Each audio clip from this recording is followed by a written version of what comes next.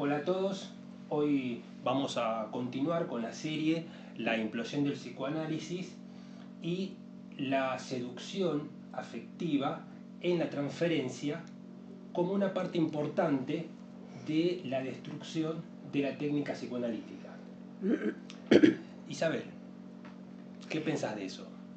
Creo que ya en la filmación pasada había comenzado a hablar de la importancia no solo extraordinaria, sino casi exclusiva que algunos psicoanalistas le dan a la relación transferencia contra transferencia en la cura.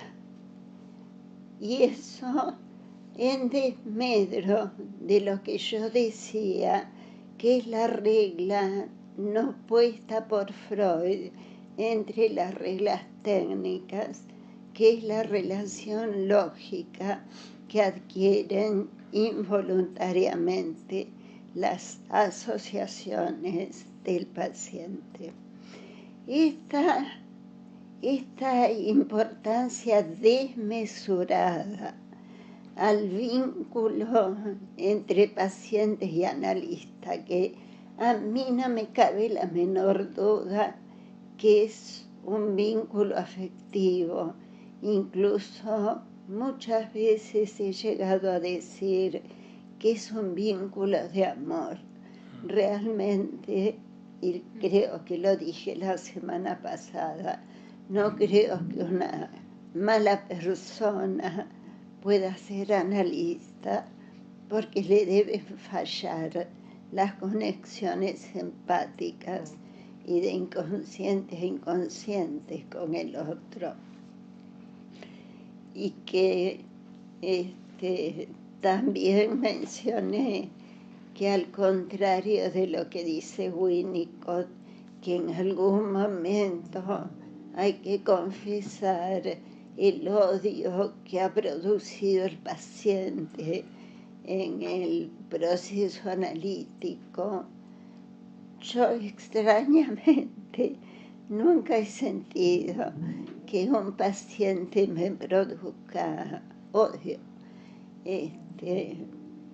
Siempre el que alguien me entregue su confianza a través de la transferencia positiva sublimada me ha producido una reacción, les diría, de ternura o de correspondencia también, de contratransferencia positiva sublimada.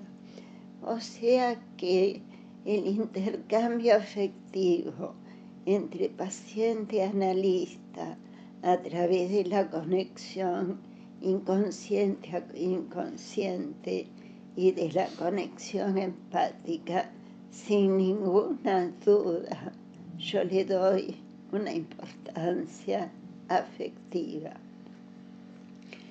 Pero ese circuito de transferencia contra transferencia no debe ocluir la teorización flotante, es decir, la actividad viva del preconsciente consciente que debe atender, justamente ayudado por su empatía, a detectar las conexiones lógicas que tantas veces menciono y que para Freud en todos sus historiales, en todas las interpretaciones de los sueños, son determinantes. Voy a mencionar dos ejemplos. Uno, hay un libro entero de André Green que describe muy bien el pensamiento clínico. Sin ninguna duda, el pensamiento clínico, el pensamiento que se da dentro de sesión por las condiciones que dije, es un pensamiento especial porque en ninguna ciencia se da que se tenga que movilizar el inconsciente y al mismo tiempo tener activo el preconsciente en teorización flotante. O sea, esa es una condición única del primer paso de la investigación psicoanalítica, que es la investigación introsesión psicoanalítica. Muchos psicoanalistas creen que esta es la única investigación psicoanalítica. Están equivocados. Es la investigación psicoanalítica de recolección de datos. La que corresponde dentro de la sesión. La que corresponde dentro de la sesión. Para André Green, el pensamiento clínico que acabo de describir y que yo considero la primera investigación psicoanalítica, para André Green, este pensamiento clínico se opone a la ciencia. Ahí nos abrimos radicalmente André Green y yo.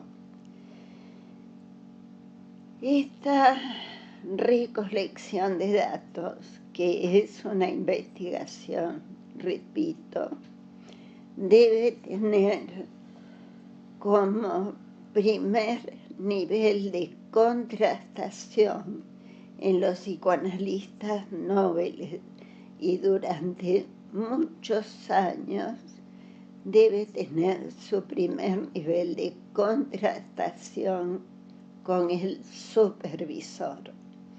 Obviamente, un supervisor que tenga esta concepción de la técnica, de la ciencia y del psicoanálisis.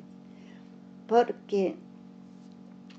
Porque el supervisor, ya fuera de sesión, es el encargado de contrastar la adecuación o no de las intervenciones del analista Nobel, tomando en cuenta la relación transferencia contra transferencia y si el analista ha cumplido la regla freudiana de adecuarse, de centrarse en las asociaciones reales del paciente. No sé si me explico claramente esto. Por ejemplo, si el analista se fue de mambo y dijo algo totalmente intuitivo porque se le ocurrió, corresponde al supervisor decirle, ¿de dónde lo sacaste? Porque el paciente dijo esto, esto y esto. Claro, es como, otra de las cuestiones es que el supervisor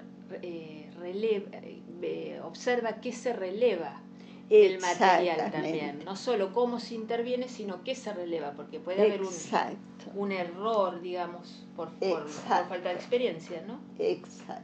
Isabel, también es una contrastación de la teoría, ¿no es cierto? Absolutamente. En las sesiones y en las supervisiones. Sí, la adecuación o no con la teoría. Y el supervisor tiene la obligación de fundamentar las correcciones o las indicaciones que les dé a su supervisando. Tiene la obligación de darle fundamentación teórica y de explicarle los juegos de transferencia y contratransferencia que ve en el material de la supervisión. Esa es la primera contrastación que sin duda debe tener el material psicoanalítico. Hablo de contrastación porque me atengo a los 3 pasos epistemológicos que Klimovsky, el gran sabio argentino epistemólogo, da. Él dice que en la ciencia hay 3 pasos fundamentales de investigación. Uno es el contexto de surgimiento de la ciencia. Él les dice otra palabra. Descubrimiento. El contexto de descubrimiento. Este es absolutamente legítimo y la mayoría de los psicoanalistas se ha dedicado a expurgar en la bibliografía de Freud, a ver si la muerte de la hija de Freud, cuánto tuvo que ver en la emergencia de la idea de pulsión de muerte, cuánto tuvo que ver la Segunda Guerra Mundial, etc. Yo no digo que eso no sea legítimo, es el contexto de descubrimiento, es decir, cuánto tuvo que ver la ciencia de aquella época en que surgieran las ideas de Freud. Yo no me opongo. Ahora, yo no me dediqué a eso. El segundo momento importante es el contexto de justificación. Ese es el momento en que hay que contrastar las ideas de la teoría que ya se armó. Es decir, una vez construida la metapsicología, una vez construidas las 2 tópicas, una vez articuladas las 2 tópicas, esas hipótesis hay que contrastarlas en el material. Entonces, este primer momento de contrastación entre el supervisando y su supervisor corresponde al contexto de justificación. La historia comparativa, o mejor dicho, la comparación crítica entre teorías, por ejemplo, la comparación crítica que yo hice entre la estructura teórica de Freud y la estructura teórica de Lacan, también corresponde al contexto de justificación, porque hay que deslindar las teorías que son coherentes de las discordantes. Pero hay un segundo momento de investigación que no han hecho los psicoanalistas. En realidad los supervisores tampoco hacen el primer momento de investigación. El segundo momento de contrastación sería el que deberíamos hacer todos los colegas en jornadas, reuniones, simposios, y es el de reunirnos con materiales clínicos publicados de diferentes pacientes, aunque sea con autores anónimos, y contrastar en el sentido de las indicaciones que dio Freud, es decir, siguiendo las reglas de las asociaciones involuntarias que producen significaciones involuntarias, y ponernos de acuerdo finalmente en los diagnósticos y en los diagnósticos de los procesos psicoanalíticos que en este momento tienen un juzgamiento totalmente arbitrario. Y me vuelvo a referir a todos los casos de las 9 jornadas clínicas que se han hecho en Buenos Aires y que son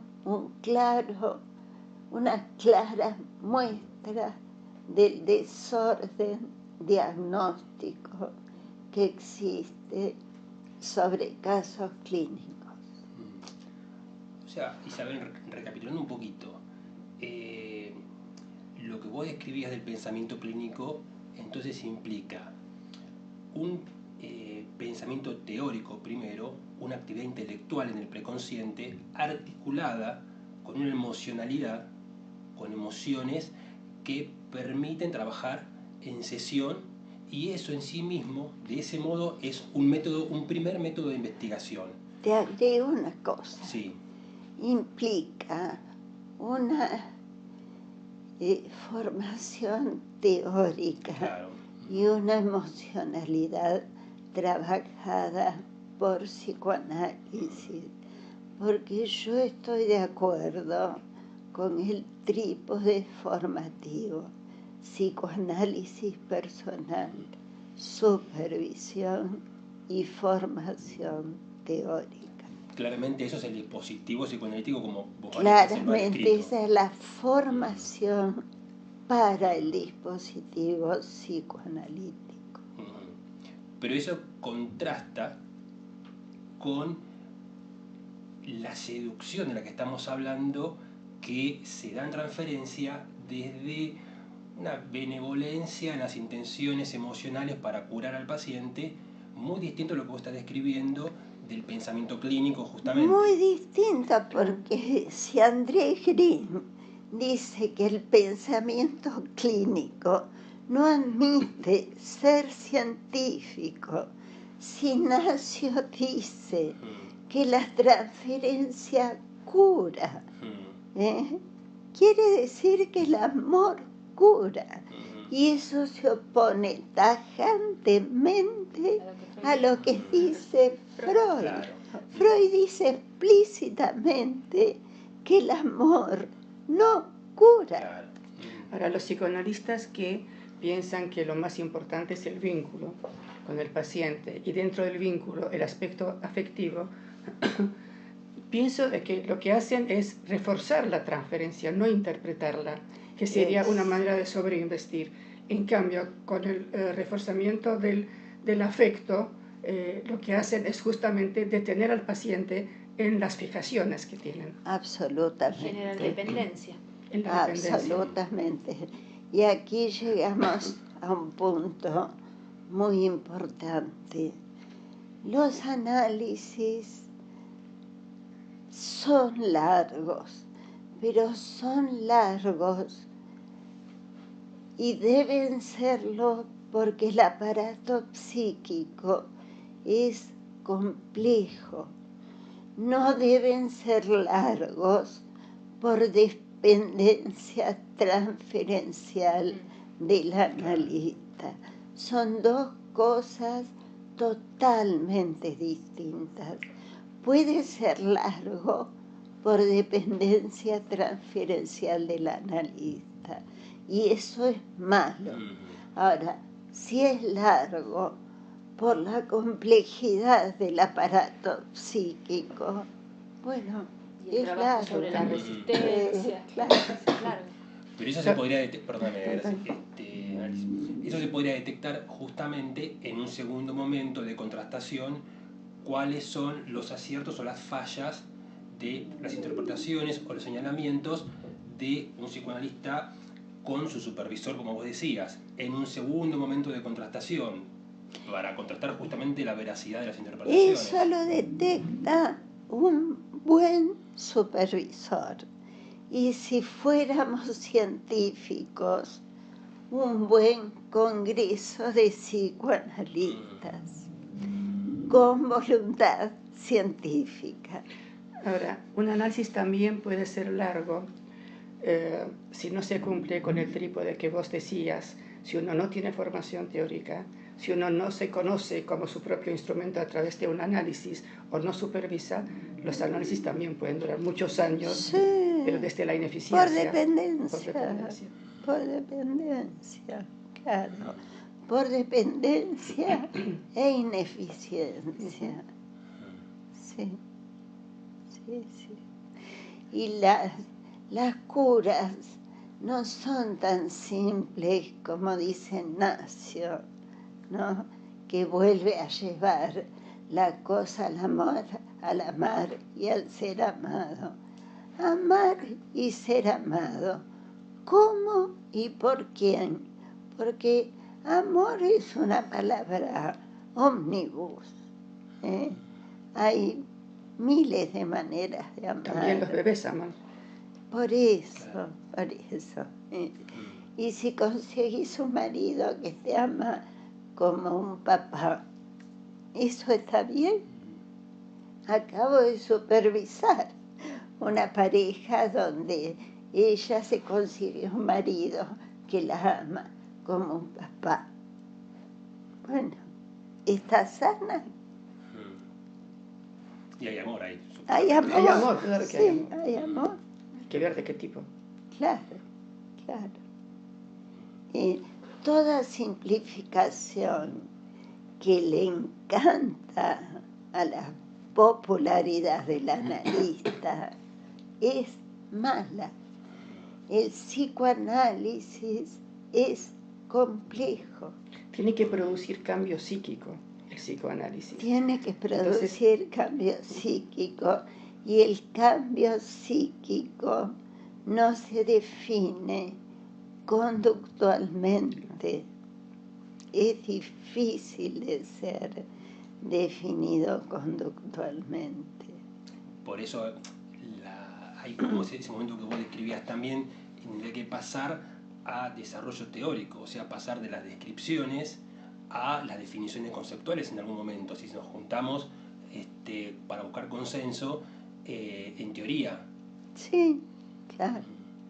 Bueno, además es lo que Klimovsky, ya que lo citaste, hablaba, ¿no? Que hay diferentes tipos de ciencias, que el psicoanálisis en realidad no se basa en conductas observables, o sea, en la experimentación, sino que lo que puede relevar es a partir, así como la física también, ¿no? A partir de supuestos que debe validar por otras, porque no las pruebas, digamos, no necesariamente están a la vista. Pero eso no quiere decir que no sea ciencia. Que hoy se exija lo observable, que se exija el éxito de terapias basadas en la evidencia y considerar a la evidencia un cambio simplemente perceptible, es de lo último, porque ¿quién vio al bosón de Higgs? ¿Quién vio a las micropartículas? ¿Quién vio evolucionar a los dinosaurios? Nadie. Es todo concepto fundamentalmente. Pero también pensaba, recordando a Klimovsky, que lo que ustedes decían de los de los debates y encuentros entre grupos o instituciones psicoanalíticas, justamente lo que hace, nuestra ciencia no se basa en la estadística, pero lo que hace es juntar, reunir una suma determinada de observaciones, de casos clínicos, para poder validarlos y para poder justamente validar a la teoría, para validar a la técnica, para validar... por eso esos encuentros que vos mencionas además. Pero no validan nada. No existen. No existen, claro. No existen. Pero es parte de lo que debiera ser para que una ciencia tuviera fuerza. Lo que debería ser. Exactamente. Pero Daniel y yo somos testigos de la última jornada clínica en la cual no se podía discutir. Sí, era charlar, claro. Intercambio de opiniones. Intercambio de opiniones. Y toda opinión era buena. Y aún hay supervisiones grupales. Me lo han dicho en estructura y funcionamiento, donde yo no quiero que planteen casos clínicos, porque cuando planteas un caso clínico se larga el guitarreo de todo sobre todo. Y empiezan de nuevo la juxtaposición y no el debate. Bueno, en las páginas que ves, las distintas páginas que ves en Facebook específicas de psicólogos o demás, siempre hay una juxtaposición, cada uno va dando su opinión. Y nadie discute. ¿Y sabes qué dice el terapeuta? Gracias, colegas, por el enriquecimiento que me han producido. Claro. Como que la suma de ideas no importa. La suma de ideas le da ideas para decirle al paciente. Ahora, si lo que le dice está bien o está mal, no importa, pero le da ideas para decirle. Yo creo que con lo que menos me encontré en bibliografía que a todo mi alcance es con casos. Lo que abunda son viñetas encima. No son casos complejos, con mucha información como para poder analizarla. Son viñetas y sobre viñetas se desenvuelve todo un desarrollo de opinión. Bueno, ese es un problema. Confunden casos con viñetas. Se presentó una señora de 40 años con un nene con problemas de habla. ¿Qué hago, colega? Y se largan los colegas a opinar. Y bueno, como vos dijiste una vez, el humano es complejo, hay que encararlo complejamente. Así es. Clarísimo, me parece. Sí. Bueno, aprovechamos para contarles que pueden escribirnos acá en el canal de YouTube Freud Desconocido, se pueden suscribir y dejar acá mismo en el canal sus comentarios, sus aportes, sus preguntas, sus dudas, críticas también, estamos abiertos a las críticas y al debate, y estaremos respondiendo oportunamente. Hasta la próxima.